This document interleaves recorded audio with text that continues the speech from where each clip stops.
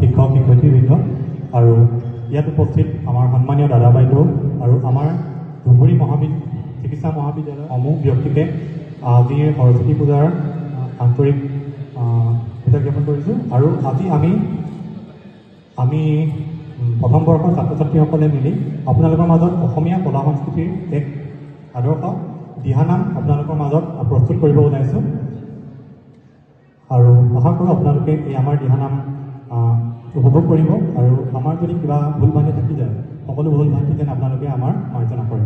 ধন্যবাদ।